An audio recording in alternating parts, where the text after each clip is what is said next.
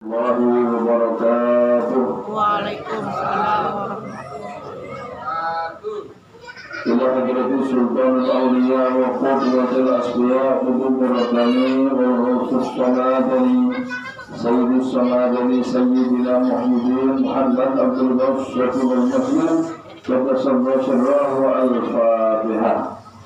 A'udzu billahi minasyaitonir rajim. Bismillahirrahmanirrahim. Alhamdulillah Ar-Rahmanir-Rahim Maliki yaumiddin. Iyyaka na'budu wa nasta'in ihdinas siratal mustaqim siratal ladzina an'amta 'alaihim ghairil maghdubi 'alaihim waladdallin. Amin.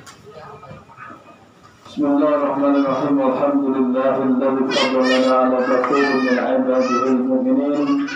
Allahumma shalli 'ala nabiyil hashimi Muhammadin wa 'ala alihi wa sallim taslima. Ilahi anta maqsudi wa ridaka ma'lubi atini mahabbataka wa ma'rifataka wa atini ma'aka abada. Qala Allah ta'ala fil Qur'anil Karim, a'udzu billahi minasy syaithanir rajim. Bismillahirrahmanirrahim. Alladzina yu'minuna bil ghaibi wa yuqimuna as-salata wa mimma razaqnahum yunfiqun. وقال الله تعالى أعوذ بالله من الشيطان الرجيم إن الصلاة كانت على المؤمنين كتابا موقوتا. صدق الله العظيم. وقال صلى الله عليه وسلم الصلاة عماد الدين ومن أقامها فقد أقامته ومن تركها فقد هدم الدين. صدق رسول الله صلى الله عليه وسلم. Di hadapan guru kita yang mulia, yang memuliakan kita, guru yang sempurna dan menyempurnakan, guru yang bahagia dan membahagiakan, guru yang senang menyenangkan, guru yang baik dan mengajarkan kita kepada kebaikan, dan guru yang akan membela kita dunia dan akhirat. Hadratus Syekh Muhammad Abdul Ghaf Mas'ud Qaddasallahu. Semoga kita diaku sebagai muridnya dan akan terus mendapat pimpinannya, dan kita istiqomah dalam la ilaha illallah. Amin ya rabbal alamin. Bapak Wakil Talqin Hadratus Syekh yaitu Al-Karamin Kiai Haji Ahmad Syarani SSI, kemudian di hadapan para sepuh Ketua Madrasah Tanggul dan sekitarnya, Bapak Haji Tri Sutrisno, pada tinggi. Pak Haji Mujiwana Sutrisno, walaupun sama-sama Sutrisno tapi tidak bersaudara ya. Lain mak, lain bapak, lain kakak, lain kampungnya, lain semuanya. Juga bapak-bapak semuanya, khususnya Bapak Suloto Jawero. Juwero, Mas Agus, para pecinta manakib dan orang yang pemburu manakib, di mana saja ada saya, dia ada di situ. Kalah banyak sama dia.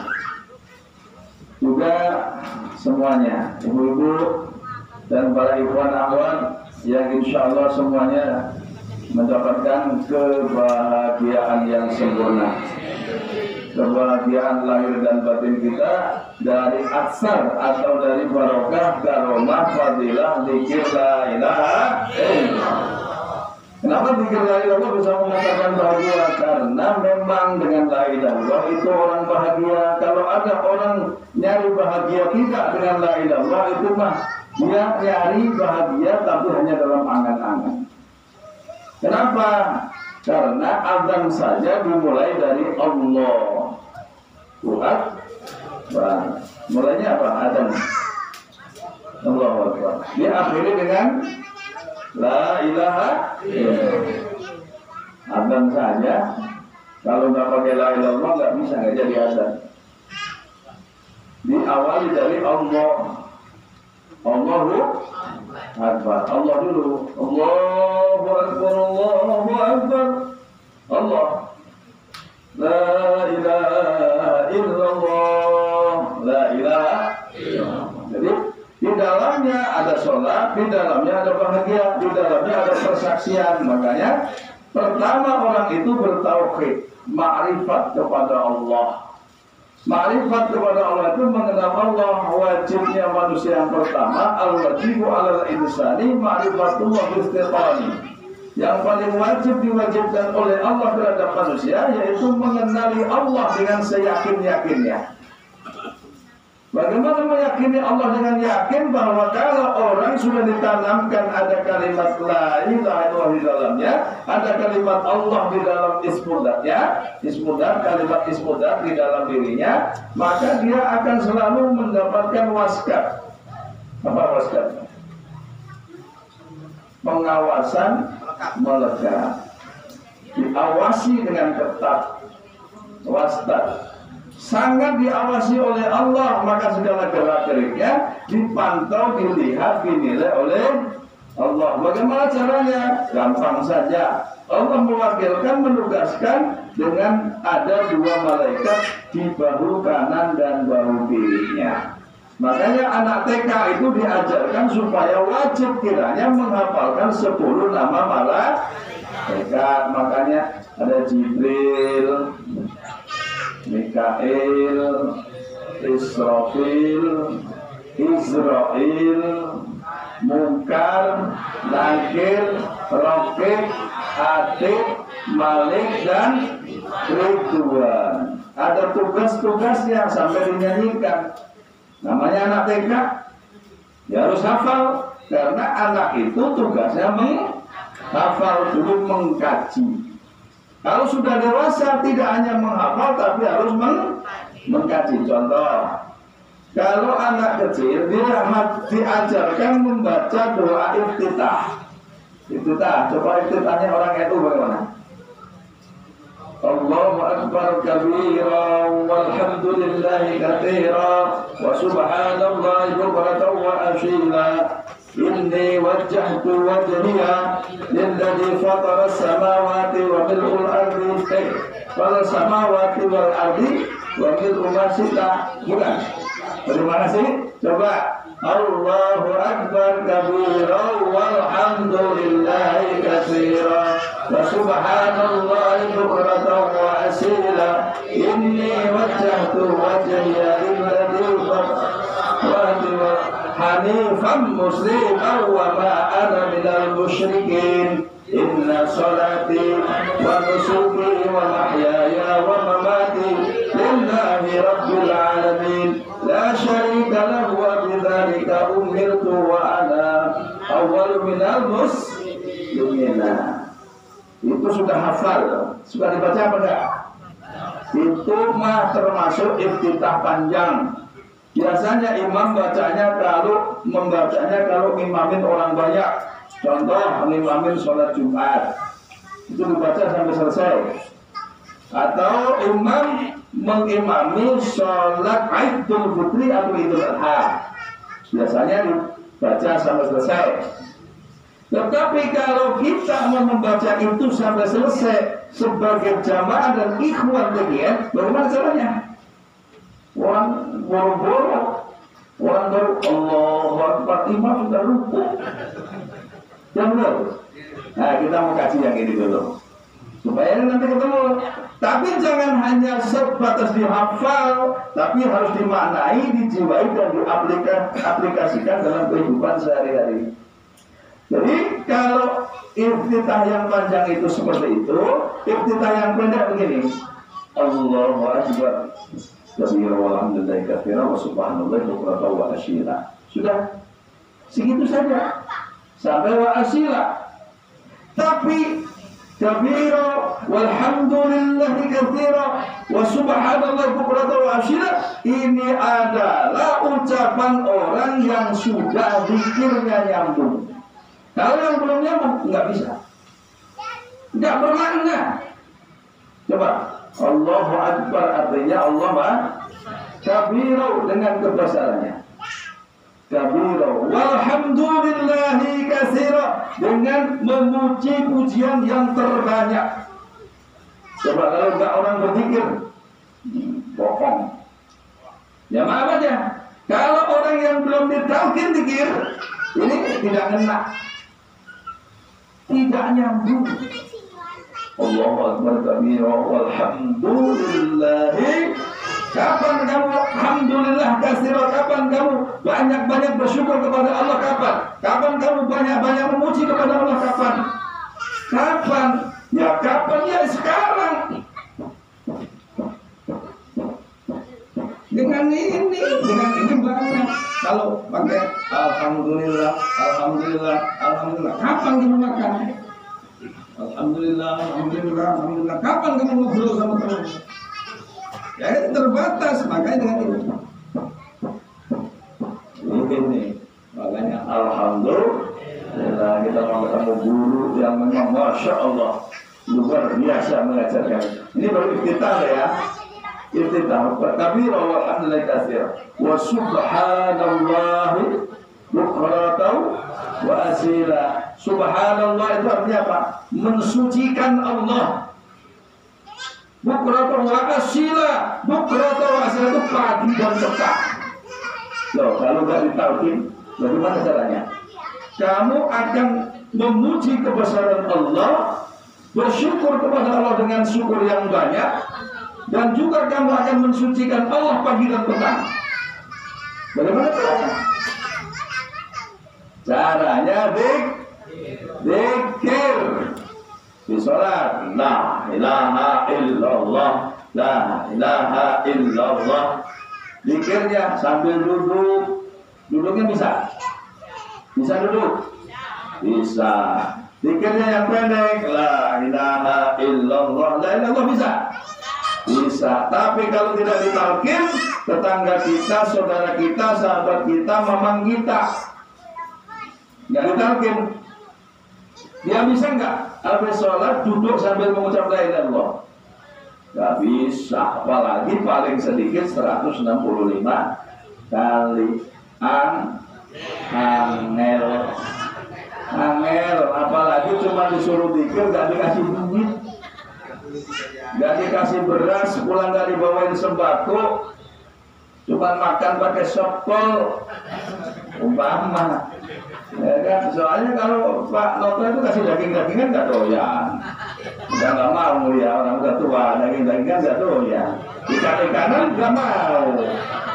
Iya, Pak Tresno aja dikasih buah-buahan nggak mau, yang buah-buahan dari plastik. Masya Allah. Kalau tidak ketemu guru, maka jangankan sampai jauh. Orang habis orang sholat itu, pertama orang sholat itu tata caranya adalah bila mana sholat fardu harus dengan berdiri. Jika tidak kuasa sambil berdiri, boleh dengan duduk. Jika tidak bisa berdiri, boleh sambil duduk. Boleh, asal tidak bisa berdiri. Kemudian setelah berdiri, dia menghadap kiblat dan dia menetapkan mustaqbilal kiblat. Ini kalau bukan orang tasawuf, orang tarekat, muridnya apa-apa sudah ngerti.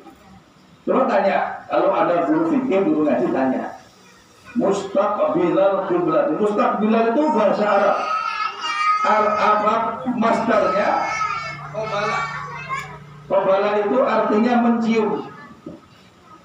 Jadi saya niat usolli, niat sholat fardu ad-duhri arba'a raka'atin, dengan 4 rakaat mustaqbilal, itu dengan mencium, berhadapan. Mustaqbilal kiblati, berhadapan dengan kiblat. Al-kiblat itu Ka'bah. Berarti apa? Orang sholat itu harus berhadapan dengan Ka'bah. Nah, kalau tidak diajarkan oleh guru mursyid, bagaimana caranya kami ini berhadapan dengan Ka'bah? Orang Ka'bahnya di mana?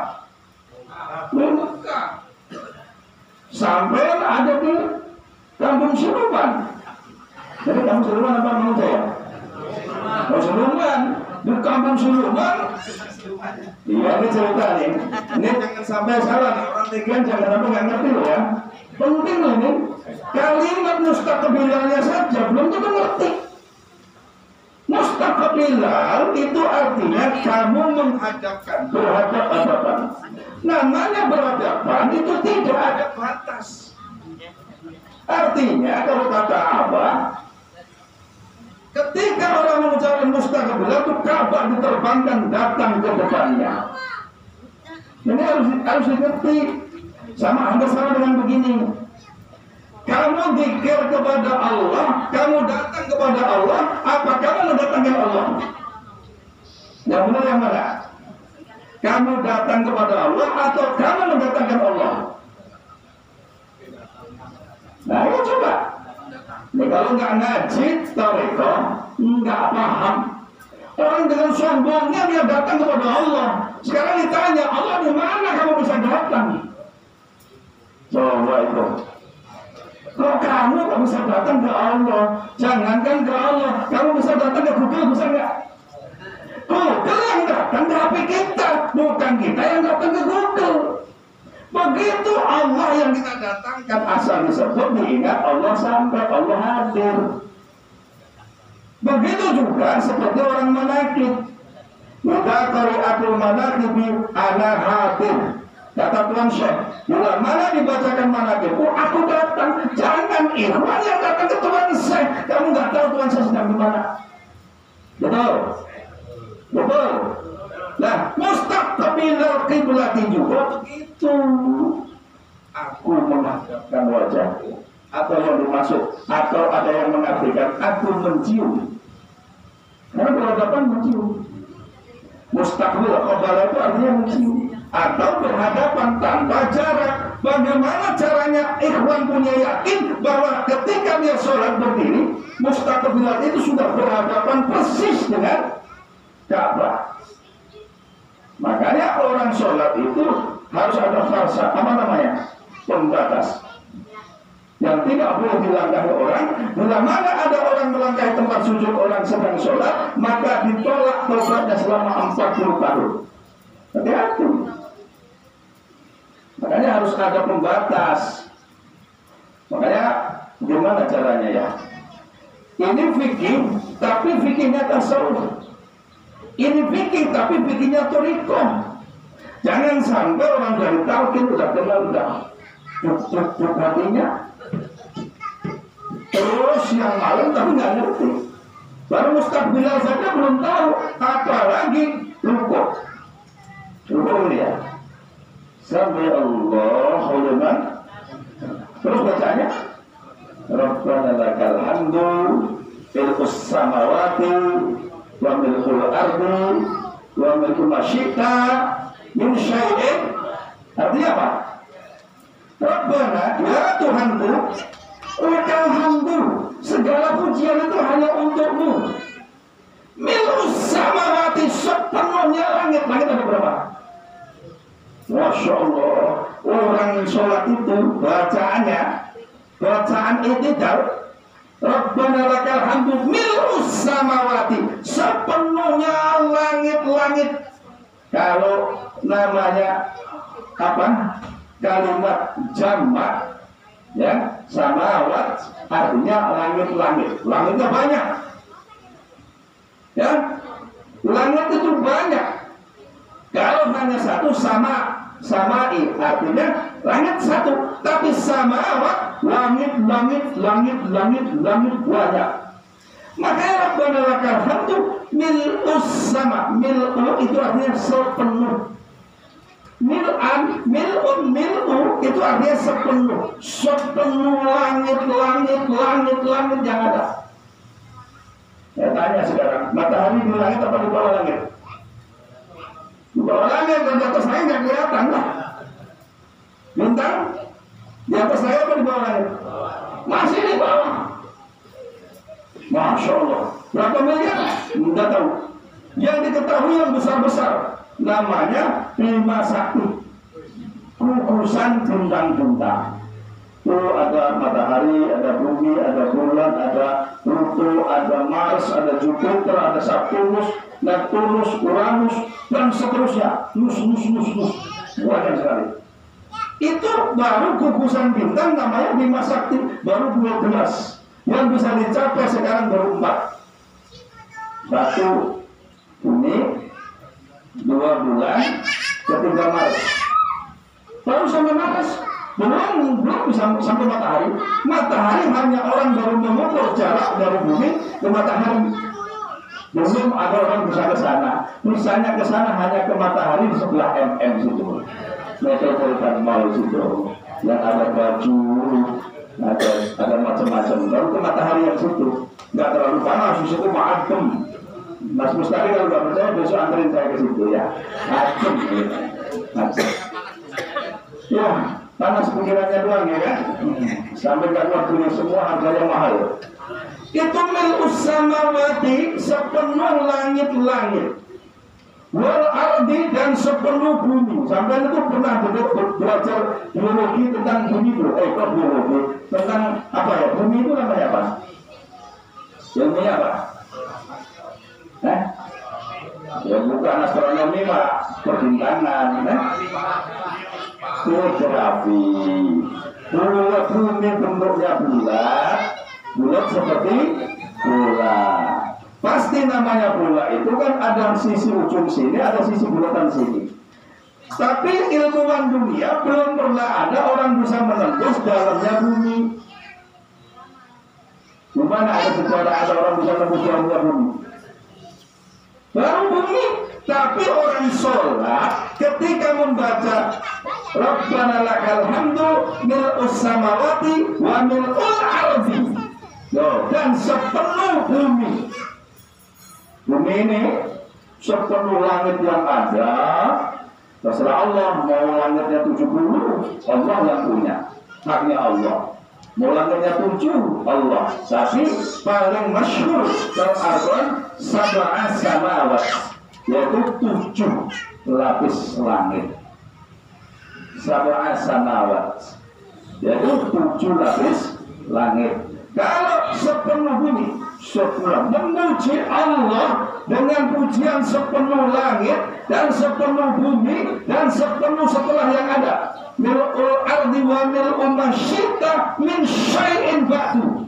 Dan setelah yang disebutkan, setelah yang 7 langit, setelah yang 7 bumi, itu masih ada lagi. Makanya orang-orang itu masih meyakini bahwa di samping langit dan bumi masih ada alam lain. Apa namanya? Kalau dalam tarekat, dalam tasawuf, dalam apa namanya tawasul disebut min qaf ila qaf. Dari qaf 1 ke qaf yang lain. Di mana qaf 1 dan qaf lain? Tidak tahu.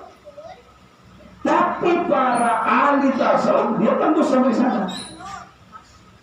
Jauh ya. Malah sholat itu bukan main-main. Sholat itu luar biasa. Selalu mulai berdirinya, niat menciumnya saja. Kalau nggak punya ilmunya, nggak nyampe-nyampe. Apalagi dia berpikir, bagaimana cara berpikir sholat asal-asalan? Tidak ada gurunya. Ya kan? Bagaimana caranya? Meyakini Anda berhadapan dengan Ka'bah.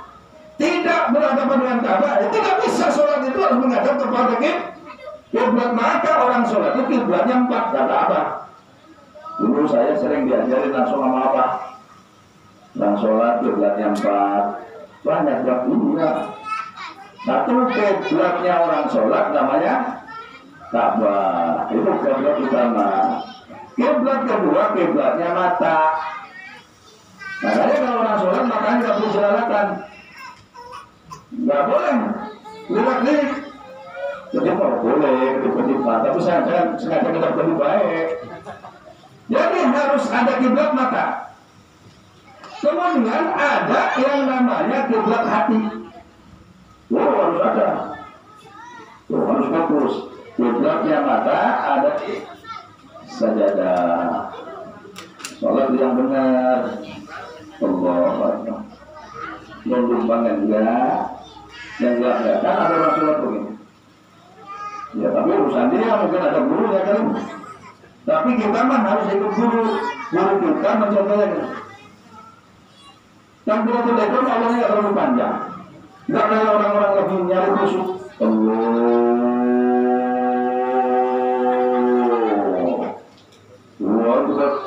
Allahnya nggak terlalu panjang. Apa cepat? Allahu Akbar. Ya. Bismillahirrahmanirrahim. Alhamdulillahirabbil alamin. Tapi baca etikanya nggak panjang. Baca itu hanya pendek, sependek tadi Allahu Akbar kabira, walhamdulillahi katsira, wa subhanallahi bukratan wa asila. Sudah itu aja maknanya luar biasa. Maknanya luar biasa, hampir sama maknanya orang baca doa iftitah. Iftitah pembukaan. Sebelum baca Fatihah, membaca iftitah dulu sebagai kalau bahasa orang ibaratnya orang upacara mah membaca wul-wul dulu. Allah Akbar. Kabiro, alhamdulillah kabiro. Di situ ada kata ini wajahku wajhiyah. Ya, sesungguhnya aku hadapkan wajahku ini kepada zat wajah. Wajah zat siapa? Wajah zat. Namanya tawajuh. Jadi ada orang tidak bertarekah wajib tawajuh, tetapi tidak ngerti apa tawajuh. Makanya orang setelah ditalqin kenal tarekat diajarkan namanya tawajuh. Tawajuh ini wajah tu wajahnya, menghadapkan wajah ini kepada wajah zat yang menciptakan wajah. Wajah tu wajhnya lillahi, dia adalah zat fataras samawati wal ardi, yaitu zat yang menciptakan langit dan bumi. Salah aja namanya. Setelah ditakin baru benar itu ketika sholat membaca inna sholati ini wajahtu wajahnya, karena sudah tahu ilmunya tawajuh. Kalau tidak ditalkin, coba bertanya.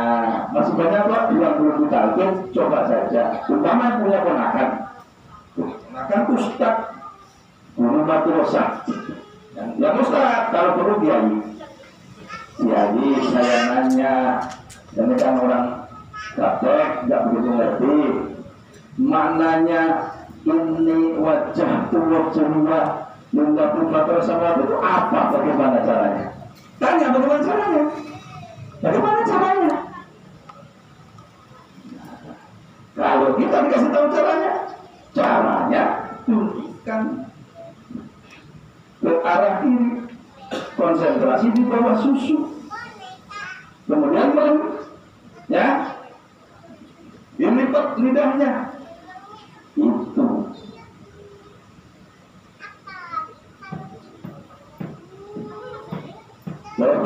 Seperti itu. Ini berhadapan wajahnya dia, wajah kita kepada wajah zat yang menciptakan langit dan bumi. Nggak sembarangan. Iftitah doang itu nggak sembarangan, Mas Agus. Ya Allah, belum sampai, maaf, saya pikir dari 100 orang yang hadir itu paling berapa ya yang sampai? Ya maaf aja. Tetapi jangan kecil hati. Inilah enaknya, senangnya, bahagianya ikhwan. Walaupun tidak ngerti, kalau dia salah, dia buruk, maka akulah yang baik dan benar. Karena aku adalah guru dari semuanya. Makanya bahagialah kalian karena jadi salah satu dari murid sebagai guru yang dari guru semuanya. Alhamdulillahilladzi fadlana ala katsirin min ibadihil mu'minin. Senang bahagianya di mana jadi ikhwan. Simpulkan, saya tanya, ibaratnya orang kuliah mah ditanya, akhir dari pelajaran ditanya. Saya udah ngasih pelajaran banyak, sekarang saya tanya satu. Apa bahagianya jadi muridnya Pak Daus? Jawabnya adalah saya bahagia karena menjadi muridnya orang yang dari guru dari semuanya. Manusia ada gurunya, malaikat ada, jin ada, aku adalah guru. Nah, aku adalah guru dari semuanya, sedangkan aku bagian dari murid dari guru dari semuanya. Bagaimana gak bahagia? Guru dan semua apa? Semua perilaku, semua tingkah laku, semua ucapan, semua tindakan, termasuk keluar dan masuknya napas. Kita sudah berguru. Innalladzina yubayyi'unaka, hanya kepada siapa? Hanya kepada Aba Gaus.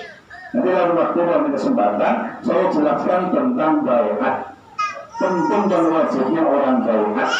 Sebagaimana para sahabat wajib berbaiat kepada khulafaur rasyidin. Maka kalau orang sudah baiat, ya sudah segalanya. Berkaitan tentang ayat berapa, Al-Quran surah apa dan sebagainya, nanti dalam waktu dan kesempatan saya jelaskan. Ya, baiat itu penting karena wajibnya karena sudah baiat tapi nggak ngerti. Orang sudah ditakdir tapi nggak tahu tujuannya. Takdir itu apa? Orang iftitah aja dia baca nggak ngerti maksudnya. Ya iftitah belakang nggak tahu apa artinya. Dia sholat belum tahu apa tujuannya. Bagaimana makanya kata Nabi, sholat itu tiang agama, menjalankan menegakkan agama, meninggalkan merobohkan agama. Bagaimana? Sholat yang seperti apa? Bagaimana sholat maya, mikir tapi dalam masih jalan terus. Pelit masih jalan terus. Ngomongin orang senang banget. Ragu dengan gurunya, apa lagi? Sama gurunya ragu-ragu. Ini masih banyak menghinggapi murid-murid. Yang paling sedih itu kan menghinggapi muridnya tikikan. Galak. Galak kurang-kurang. Baca yang dorong-dorong. Bapak deng-deng. Balontak. Buka ilmu. Buka dok. Senangnya ngagaplok. Biar untuk batur coplok naudzubillah. Senangnya tonjok. Nunjuk. Terusnya kalau gak dukir ini sesat. Ada apa-apa ya dah. Nah kacau dah. Merasa benar paling benar dah. Ini bahaya. Harus disekolahkan, harus diajari, harus dilatih, harus rajin datang kemana? Bukan subhanallah, illallah. Saking rumahnya sampai tidur, sampai ngantuk, sampai ngantuk. Saya tidak mesya. Cuma dengan zikir la ilallah orang berapa apa saja lemes. Hanya dengan sholat Jumat orang segala apa jadi ngantuk. Karena orang kalau orang gagas ngomong kayak apa aja zikir sampai selesai pasti ngantuk.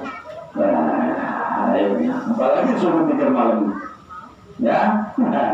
Maka pikir ini melunakkan, melemaskan, menjinakkan, ya kan, membuat orang jadi santun, membuat orang jadi rapi dalam kehidupannya. Terakhir, pesan Nabi, ada dua hal yang kamu tidak sukai, padahal itu dua hal itu yang terbaik buat kamu. Satu, miskin. Siapa yang punya miskin? Nah, semua benci dengan kemiskinan. Tapi kemiskinan itu baik buat kamu, untuk akhirat kamu. Kata Nabi. Kenapa? Orang miskin itu kalau amalan bersyat. Pak, siapa namanya? Pak Noto.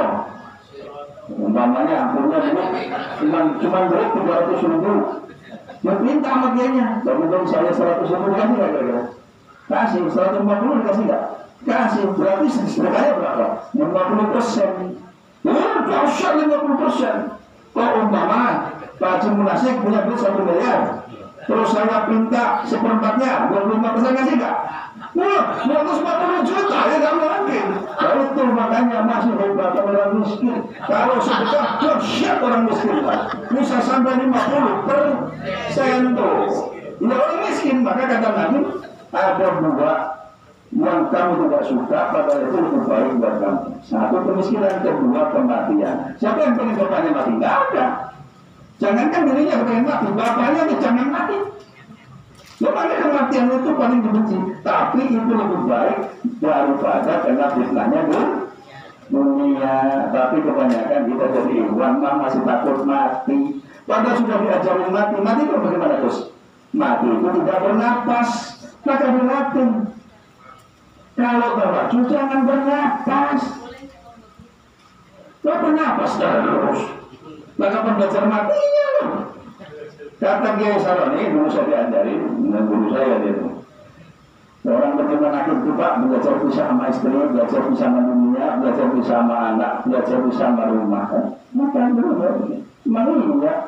Makanya saya sudah belajar lama, sekarang istri saya bawa sekarang. Saya nggak mau belajar bersama kamu sekarang. Assalamualaikum warahmatullahi wabarakatuh.